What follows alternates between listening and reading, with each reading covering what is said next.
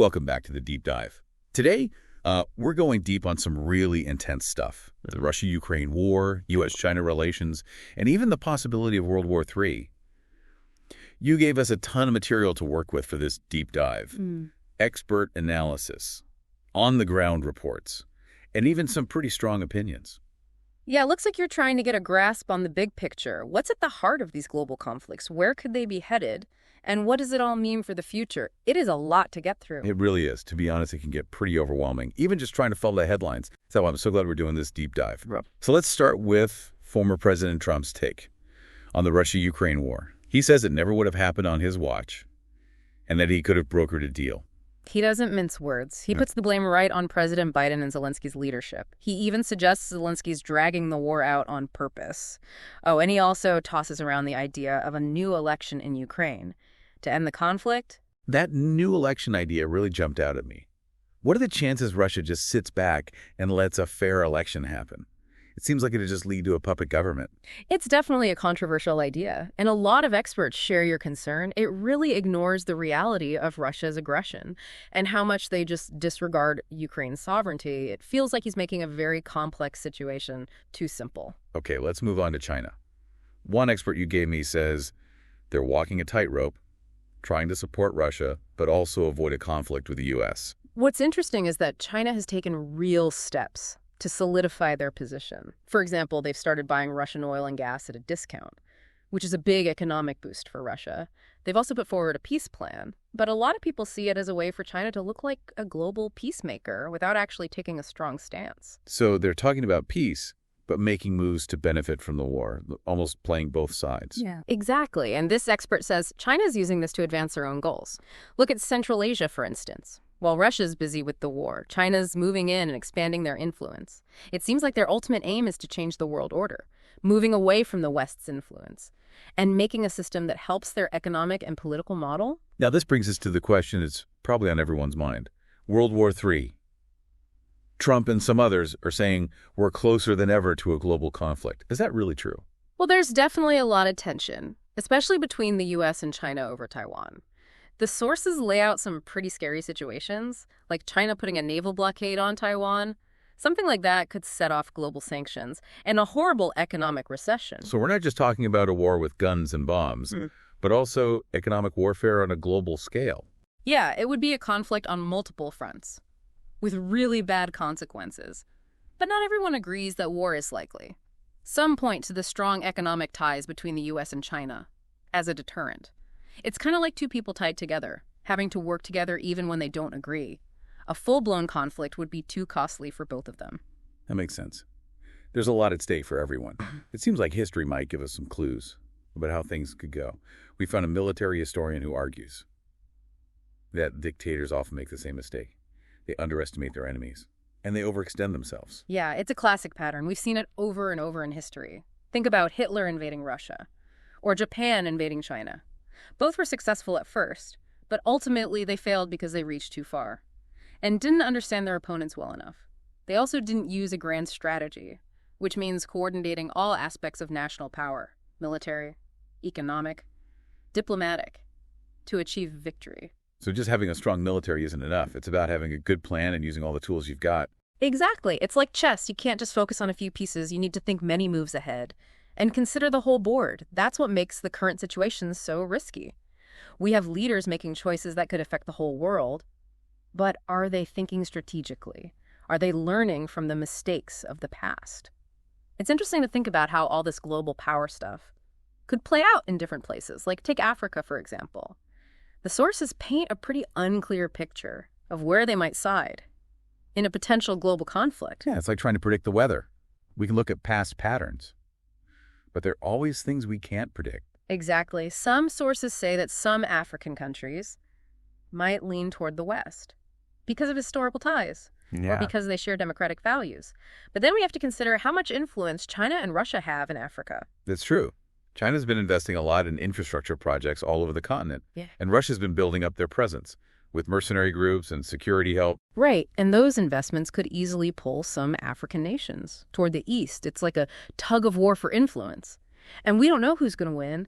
And on top of that, a global conflict could make things even worse. within Africa itself. So instead of everyone coming together against a common enemy, it could lead to more internal conflict and instability. Exactly. Things are changing so fast that it's really hard to predict anything for sure. Some African nations might pick a side, while others might stay neutral, or even use the situation to their advantage. It's a really tangled web of competing interests. Speaking of complicated, one thing that really stuck with me from the sources was the potential impact of a nuclear winter. It's scary to think about, but we can't just ignore it. It really makes you think about how destructive nuclear weapons are and the threat they pose to all of us. The sources we looked at went into a lot of detail about what might happen if there is a large-scale nuclear war. Millions of tons of soot and debris would be thrown into the atmosphere, blocking out the sun and causing temperatures to plummet. The effects are really terrifying. Crops would fail, there would be famine, and maybe even the collapse of civilization. And it's not just a theory. The sources had scientific models and simulations to back up these claims. They even ran simulations of different nuclear war scenarios, from a regional conflict between India and Pakistan to a full-blown global war between the U.S. and Russia. Yeah, the results were pretty sobering. Even a small nuclear war between India and Pakistan could mess up the global climate for years and lead to food shortages everywhere. And a big nuclear war between superpowers would be a total disaster, potentially billions of deaths, and a nuclear winter that could last for decades. It's a grim picture, but we need to face it. We can't just pretend that nuclear weapons aren't a threat. Absolutely. So knowing how bad it could be, what can we do to reduce these risks? Is it all hopeless, or are there things we can do? Oh, there are definitely things we can do. First off, we need to make international institutions stronger and support agreements that promote peace and security, like the United Nations. That's a good point. The UN gets criticized a lot for being bureaucratic and ineffective. Yeah. But it's still really important. For mediating disputes, providing humanitarian aid, and setting global standards. Exactly. The UN isn't perfect, but it gives countries a place to talk and work together. Investing in it and pushing for reforms could make a real difference. What about arms control and disarmament? Would reducing the number of nuclear weapons help? Absolutely. Treaties like the Non-Proliferation Treaty and the New START Treaty have been really important in limiting the spread of nuclear weapons and reducing global stockpiles. But treaties can be broken, right? There's always the risk that they'll fall apart or be ignored. That's true. Which is why it's so important to keep talking to each other, build trust, and work towards getting rid of even more nuclear weapons. It's a long and difficult process, but every step we take towards reducing the nuclear threat is a step in the right direction. So we've got strengthening the UN, pursuing arms control, and engaging in diplomacy. Those are some pretty big solutions. But what about on a personal level? What can everyday people do? The most important thing is to stay informed. Don't just rely on headlines or sound bites. Dig deeper, read from different sources, and be willing to question your own assumptions. Yeah, it's easy to get stuck in echo chambers on social media or get swept away by the stories that partisan news outlets tell. It takes effort to look for different perspectives. Exactly. Expose yourself to different viewpoints. Talk to people who disagree with you. And work on your critical thinking skills. Be an informed and responsible citizen. You can also support organizations that are working to promote peace, diplomacy, and global cooperation. There are tons of NGOs and advocacy groups doing amazing work. It's easy to feel helpless when you're dealing with such huge global challenges, but you're saying that even small actions can make a difference. Absolutely. Every voice matters. Yeah. And when we work together, we can create real change. Write to your elected officials, participate in peaceful protests, or even just talk to your friends and family about these issues. These little things can have a big impact. It's good to know that we're not completely powerless. But let's be real. We live in a world where war happens. Sometimes countries have to defend themselves. Yeah. How is the U.S. military adapting to the changing world of warfare? The U.S. military is going through a big transformation because of new technologies and the changing nature of global threats. One big change is moving away from relying only on aircraft carriers. For decades, the U.S. Navy has focused on projecting power through aircraft carriers. But some people say that strategy is becoming more vulnerable. Right. The development of hypersonic missiles, which can travel way faster than the speed of sound, is a serious threat to big, vulnerable ships like aircraft carriers. So the U.S. is investing in new technologies and strategies. Like what specifically? They're putting more money into submarines, which are harder to find and hit. They're also developing their own hypersonic missiles to counter the threat from China and Russia. And they're using the idea of distributed warfare. Distributed warfare. That's that. It means spreading out their forces, making them more mobile and adaptable, and less reliant on big centralized bases. It's about being able to operate effectively in places where they might be up against really tough enemies with advanced weapons. So it's about being more agile and less predictable. Exactly. And the U.S. military is also realizing how important artificial intelligence and autonomous systems are in modern warfare. You're talking about drones and robots. Exactly. These technologies can help them understand what's happening, provide reconnaissance and surveillance, and even carry out strikes with greater precision. But there are some serious ethical concerns about using AI in warfare right. Definitely. We have to make sure these technologies are used responsibly, ethically, and that humans are still in control. We need to be very careful about letting machines make life or death decisions. It's a slippery slope, and one that we need to be very careful about. Yeah, it's a whole new area of warfare that needs a whole new set of rules and considerations. Okay, before we finish up, let's talk about another aspect of modern warfare that's becoming more and more important: cyber warfare. One source we read described how cyber attacks can mess up critical infrastructure, damage economies, and even cause chaos and discord. It seems like a completely different kind of battlefield. It's often called the invisible battlefield because it happens online, but the consequences can be just as real and damaging as a traditional war. And the lines between war and peace are often blurry in cyberspace. Because it's not always clear who's behind a cyber attack. Figuring out who did it can be difficult, and the rules of engagement are still being worked out. Exactly. It's a very gray area, which makes it even more dangerous. It sounds like we're just starting to understand what cyber warfare really means. We are. The U.S. is spending a lot on cybersecurity, both for national defense and for protecting essential things like power grids and communication systems. They've set up a cyber command to coordinate their efforts and are working closely with allies to share information and come up with joint strategies for cyber defense. So it's another area where international cooperation is really important. Absolutely. Cyber attacks don't care about national borders. We need everyone to work together to stop aggression and protect our critical systems. Well, this deep dive has been incredibly eye-opening. We've covered a lot, from the chance of World War III to the threat of nuclear winter, and how war is changing.